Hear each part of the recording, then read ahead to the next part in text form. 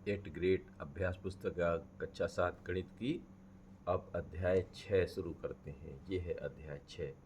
इसमें है त्रिभुज और उसके गुण और M713 का ये चैप्टर है। तो देख लीजिए, ये पूरा इसमें इसके पाठ दिए गए हैं। इसमें माध्यिकाएँ वगैरह समझाई गई हैं, शीर्षलम समझाया गया है और ये त्रिभुज के गुण ये सब पढ़ लेना है। अंतः कोण कैसे होता है, यहाँ बाह्य कोण क्या है, ये आप अच्छे से इसको पहले पूरा पढ़ लीजिए। ये पेज 37 पर है। फिर इसी का पेज 38 भी पढ़ लेना है। ये है इसका 38 पेज है। इसमें एक पेंसिल के छिलके जो काट के बनाए जाते हैं, फिर उनको जोड़कर पूरा संपूरक कोण बनाया गया है, यानी 180 डिग्री दिखाने की कोशिश की गई है। फिर इसको जो है ये समबाहु त्रिभुज और ये विषमबाहु और ये समद्विबाहु त्रिभुज पढ़ लेना है। फिर इसके आधार पर प्रयास कीजिए का जवाब देना है। तो जी शुरू करते हैं। भुजाओं के माप के आधार पर त्रिभुजों के नाम। तो ये इसके चूंकि सभी भुजाएं हैं, बराबर हैं, तो समबाहु त्रिभुज।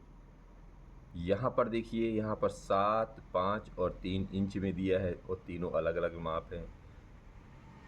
तो जब तीनों अलग अलग माप के होते हैं उसे भी समबाहु त्रिभुज कहते हैं। यहाँ पर देखिए 3 फीट, 3 फीट, 5 फीट, तो 2 3 फीट बराबर हैं, एक 5 फीट अलग है, तो ये दो जिनकी भुजाएं बराबर हैं तो समद्विबाहु त्रिभुज। यहाँ पर देखिए 2 इंच, 2 इंच और 3 इंच, दो ठो बराबर हैं और तीसरा अलग है, तो समद्विबाहु त्रिभुज। यहाँ पर देखिए 4 फीट, 4 फीट, 4 फीट, यानी तीनों के 4-4 फीट हैं, तो क्या बन जाएगा, समबाहु त्रिभुज।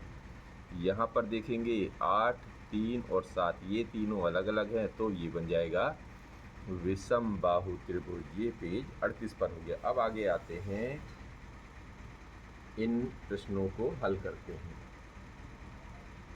तो यहाँ पर देखिए 3 रेखाखंडों से बनी एक बंद सरल आकृति को कहते हैं। तो 3 रेखाखंडों से बंद एक सरल आकृति को त्रिभुज कहते हैं। ये सी पर दिया हुआ, यहाँ सी पर गोला लगा लीजिए। फिर इसी का दूसरा है कि समबाहु त्रिभुज के एक कोण का माप होता है। समबाहु त्रिभुज के तीनों कोण बराबर होते हैं और तीनों कोण मिलकर 180 बनाते हैं, तो एक कोण निकल आता है 60 डिग्री का। तो समबाहु त्रिभुज के एक कोण का माप होता है 60 और 60 डिग्री किस पर है, बी पर दिया है, तो यहाँ पर बी पर गोला लगा लेंगे। प्रश्न क्रमांक 3 है कि एक त्रिभुज में माध्यिकाएं होती हैं। तो एक त्रिभुज में 3 माध्यिकाएं होती हैं, यहाँ पर किस पर दिया हुआ है, सी में, तो आप सी में गोला लगा लीजिए। प्रश्न क्रमांक 4 है कि दिए गए चित्र में x का मान होगा। ये एक चित्र दिया गया है, ये कोण दिखाने की कोशिश की गई है समकोण, तो ये है 90 डिग्री। तो 90 डिग्री में एक इधर x है तो दूसरा x है, ये दूसरा दुगना दिखाया गया, यानी 2x है।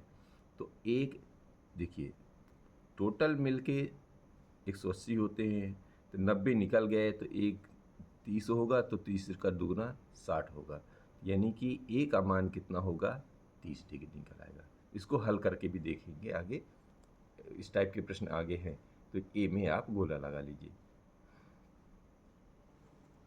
अब प्रश्न क्रमांक 5 कह रहे हैं कि नीचे दिए गए त्रिभुज में x और y का मान क्या होगा, यह क्रमशः होगा।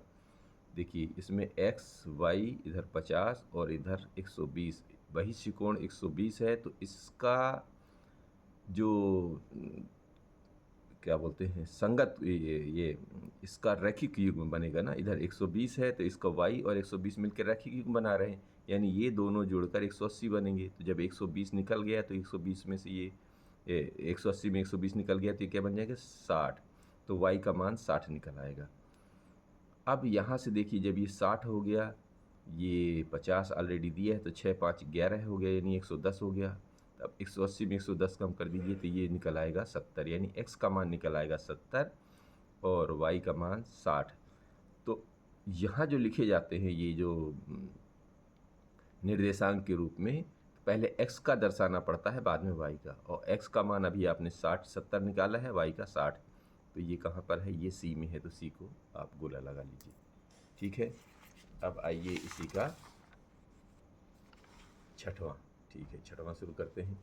कि नीचे दिए गए प्रश्नों को हल कीजिए। देखिए ये उसी टाइप का प्रश्न दिया है। आकृति में x का मान ज्ञात कीजिए।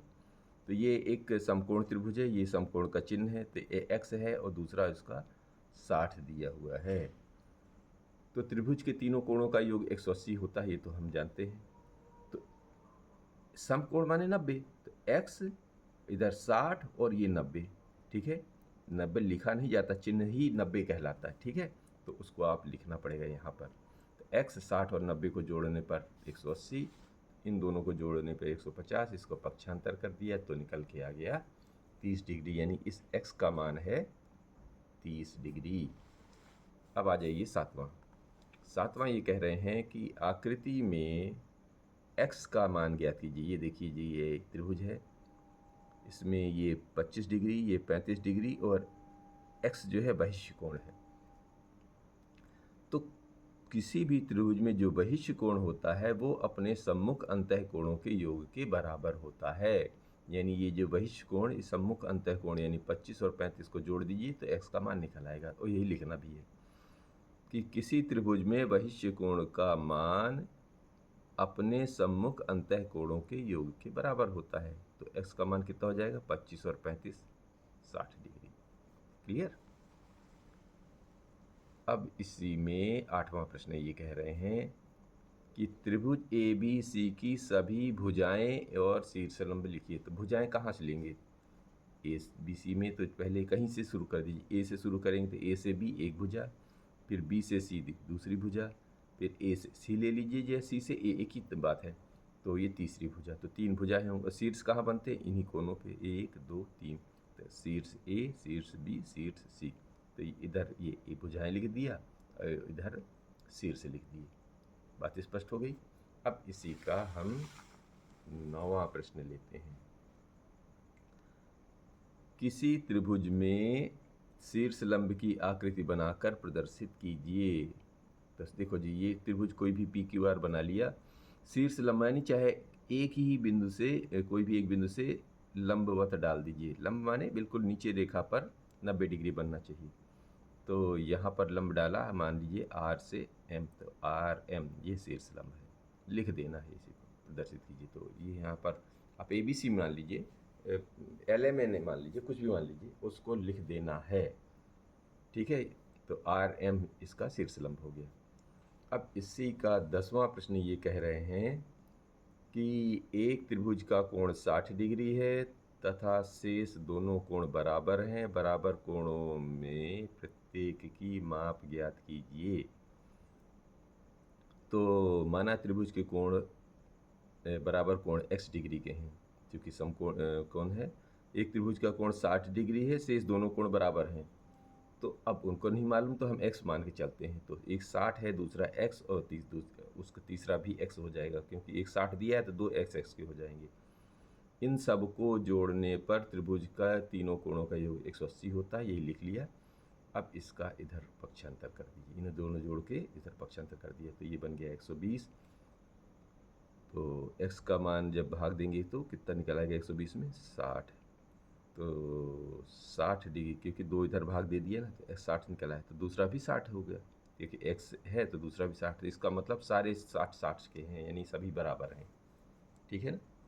वो तो पहले वाले को तो बता रहे हैं, लेकिन दूसरे वाले को आपको बताना है कि एक 60 निकल आया है तो दूसरा भी 60 हो जाएगा, क्योंकि x एक माना था तो दूसरा भी x मान लेंगे।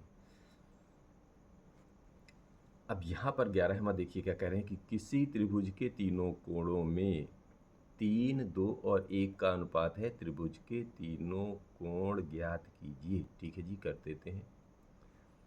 तो मान के चलते हैं कि माना त्रिभुज के तीनों कोण, अब चूंकि अनुपात के रूप में है तो उसी अनुपातिक रूप में हमें भी मानना है। तो 3 वाले को 3x, 2 वाले को 2x और 1 वाले को x मान लेते हैं। और तीनों को जोड़ने पे 180 होता ही है, ये तो हम जानते हैं। तो तीनों को जोड़ के 180 बना दिया, तो ये 3, 2, 5 और 1 ये बन गया 6। तो 6x बराबर 180, इससे निकल आया 6 तिरिक 18 यानी 30 डिग्री। तो 30 डिग्री में से पहले वाले को निकालिए। 30 का 3 में गुणा किया तो 90 निकल आएगा। 30 का 2 में गुणा किया तो 60 निकल आया। 30 तो ये ऑलरेडी है, यानी 90, 60 और 30 डिग्री के ये तीनों कोण हमारे निकल आए। अब इसी में 12वां प्रश्न ये कह रहे हैं कि एक त्रिभुज की भुजाओं की माप 12 सेंटीमीटर तथा 15 सेंटीमीटर है। इसकी तीसरी भुजा की माप किन दो मापों के बीच में होनी चाहिए? तो जी किन दो मापों के बीच होने चाहिए, या तो इनको जोड़ के देख लो तो इससे बड़ी तो कोई नहीं आएगी, और इन दोनों को घटा के देख लो तो इससे छोटी नहीं होगी। बस ये नियम होता है, यानी इन दोनों को जोड़ेंगे तो उससे बड़ी भुजा नहीं होनी चाहिए, और इन दोनों को घटा के देख लें तो उससे छोटी नहीं होनी चाहिए। अब इसी को लिखना है। तो त्रिभुज की दो भुजाओं की लंबाई का योग तीसरी भुजा की लंबाई से अधिक होता है। तो 12 15 को जोड़ देने से तीसरी भुजा, इसका मान जो है तीसरी भुजा से बड़ा होना चाहिए। तो ये देखिए 27 का मान तीसरी भुजा से बड़ा होना चाहिए, अर्थात तीसरी भुजा 27 से छोटी आएगी। फिर किन्हीं दो भुजाओं की लंबाइयों का अंतर, यानी इन दोनों को घटा लीजिए, तीसरी भुजा की लंबाई से कम होता है।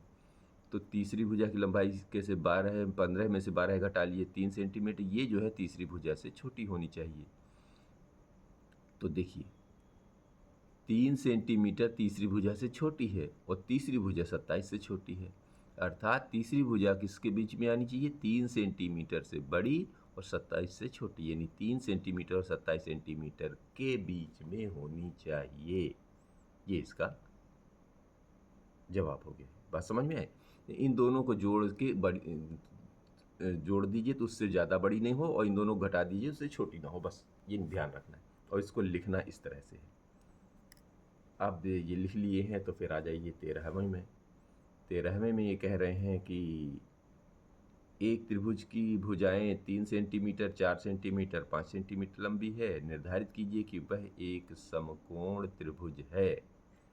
तो अभी पाइथागोरस प्रमेय भी इसी में थोड़ी सी दी गई है कि किसी समकोण त्रिभुज में बड़ी भुजा का वर्ग अन्य दो भुजाओं के वर्गों के योग के बराबर होता है। यानी कि अब यहाँ कर्ण वगैरह तो नहीं दिखाना है, यहाँ बड़ी भुजा यानी जो भी बड़ी हो जाए, यहाँ पर 5 है, इन दोनों भुजाओं के वर्गों के योग, यानी 3 का वर्ग और 4 का वर्ग, इनको जोड़ दीजिए। तो इन दोनों के वर्गों का योग अगर बराबर है तो यह एक समकोण त्रिभुज हो जाएगा। तो देखिए ये 25 निकल आया, इधर दोनों को जोड़ के भी 25 निकल आया। जब दोनों कोण, ये दोनों पक्ष बराबर हो गए, इसका मतलब ये हो गया कि यह त्रिभुज जो है एक समकोण त्रिभुज है।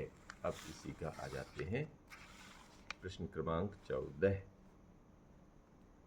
प्रश्न क्रमांक 14 ये कह रहे हैं कि एक पेड़ भूमि से 5 मीटर की ऊंचाई पर टूट जाता है एवं उसका ऊपरी सिरा भूमि को उसके आधार से 12 मीटर की दूरी पर छूता है। पेड़ की ऊंचाई ज्ञात कीजिए। ये देखिए जी, ये एक पेड़ है, ये यहाँ पे टूट गया है। टूटने के बाद जो दूरी है वो भूमि से यहाँ पर 12 मीटर, यानी यहाँ की जड़ से ये 12 मीटर की दूरी पर आ गया है। अब ये कह रहे हैं कि आप बताओ जी ये था कितना। ठीक है, तो ये 5 मीटर से टूटा है और यहाँ चला गया है तो टच हुआ है, तो ये ज़मीन से 12 है, लेकिन इसकी दूरी नहीं बता रहा। ये आपको ज्ञात करनी है। तो अगर ये ज्ञात हो जाए तो इस 5 में जोड़ दीजिए तो ये पूरी लंबाई निकल आएगी। तो शुरू करते हैं। इसमें पाइथागोरस प्रमेय का इस्तेमाल करना पड़ेगा। और पाइथागोरस प्रमेय क्या होती है कि कोई भी अगर समकोण त्रिभुज है तो उसमें जो बड़ी भुजा अर्थात कर्ण का वर्ग ये कहलाता है आधार, और ऊपर की तरफ जाने वाली रेखा लंब कहलाती है। तो यानी कि आधार का वर्ग लंब का वर्ग, यहाँ पर क्या लिखा है आपको, AC का वर्ग इस AB के वर्ग के और इस BC के वर्ग के बराबर होगा। ये लिख लिया हमने पाइथागोरस प्रमेय से। तो AC तो ज्ञात करना ही है क्योंकि ये टूट के आया हुआ है। तो ये है 12 सेंटीमीटर और ये है 5 सेंटीमीटर। सेंटीमीटर नहीं, मीटर है ये, मीटर M, ये 5 मीटर। ठीक है जी। तो ये सारे पैमाने भी मीटर में लिखने पड़ेंगे, यहाँ पर सेंटीमीटर लिखा भी सुधार लेते। तो 12 का वर्ग और इधर 5 का वर्ग हो गया, क्योंकि AB जो है 12 है और इधर ये 5 है। तो 12 12 144 होता है, 5 का होता है 25, दोनों को जोड़ेंगे 169 या 169, ये होता है 13 का वर्ग। तो जब वर्ग हटाएंगे तो AC का मान निकल आएगा 13, और 13 क्या है, ये मीटर में है, मीटर M बना लीजिए या हिंदी में लिख लीजिए मीटर। अब पेड़ की ऊंचाई कितनी हो जाएगी, पेड़ की ऊंचाई ये थी और यही जुड़ के तो पेड़ की ऊंचाई बन रही थी। तो ये तो BC और AC को जोड़ दीजिए, AC या CA को जोड़ दीजिए। तो ये 5 मीटर निकला था, ये पहले से था, और ये था इधर अभी अभी आपने 13 मीटर निकाला, यानी कि ये पेड़ जो है 18 मीटर लंबा पेड़ था। ठीक है, मीटर बना देना है आपको। अब जो है ये 15वां प्रश्न आ गया कि आकृति खींचकर पुष्टि कीजिए कि एक त्रिभुज में शीर्षलंब एवं माध्यिका एक ही रेखाखंड हो सकता है। तो एक त्रिभुज बना लेते हैं। इसमें देखिए जी, शीर्षलंब एक ही होने के लिए क्या करना पड़ेगा, इसका अगर बीच से मोड़ दें तो अगर ये दोनों रेखाएं हों और बीचों बीच ये आ जाए, एक दूसरे पे संपाती हो जाए, एक दूसरे पे आ जाए, तो ये कौन सा त्रिभुज बन सक जाएगा? समबाहु त्रिभुज। यानी जितना ए बी और जितना समद्विबाहु ए बी हो जाए उतना ए सी, तो ये बराबर बीचों बीच मुड़ जाएगा, एक दूसरे के ऊपर अध्यारोपित कर लेगा। तो ये जो लंब बनेगा इसी को माध्यिका भी बोल देंगे, इसी को शीर्ष लंब भी बोल देंगे। तो शुरू करते हैं लिखना कि त्रिभुज ए बी सी है जिसमें ए बी ए सी बराबर हैं। अगर ये अलग अलग होंगे तो फिर ये एक जगह बैठेंगे नहीं, तो ये कोई माध्यिका अलग निकल जाएगी और शीर्षलंब अलग निकल जाएगा। तो ए बी ए सी बराबर कर लिया हमने और आधार भुजा बी सी ले लिया। अब क्या करेंगे, बिंदु ए से बी सी पर मध्य बिंदु पर ए एल माध्यिका खींची। अब ये चूँकि मोड़ेंगे तो बीचों बीच आएगा, तो यहाँ पर एक लंब डाला और यही लंब जो है माध्यिका कहलाई, और इसका नाम दे दिया हमने एल। अब चांदे से नापोगे तो ये ए एल सी या ए एल बी दोनों बराबर होंगे, 90-90 के होंगे, और 90 हो गया मतलब हो गया कि इस बी सी पर ए एल लंब हो गया, तो ए एल जो है बी सी पर लंब हो गया। यहाँ पर वही लिख दिया है कि चांदे की सहायता, ये माध्यिका निकाल ली, अब चांदे की सहायता से ए एल सी तो ए एल बी को नाप लिया, चाहे इधर नाप लो चाहे इधर में नाप लो, 90 डिग्री मिल जाएगा। इसका मतलब ये हुआ कि ए एल बी सी पर लंब हो गया। जब ए एल बी सी पर लंब हो गया तो हमारा परिणाम क्या निकल आया कि त्रिभुज ए बी सी में ए एल शीर्ष लंब एवं माध्यिका दोनों है, यानी ए एल लंबवत भी हो गया, 90 डिग्री भी बना लिया, और बीचों बीच निकलने वाली रेखा भी हो गई, यानी माध्यिका दोनों हो गई। तो इस तरह ये प्रश्न क्रमांक 15 पूरा हुआ।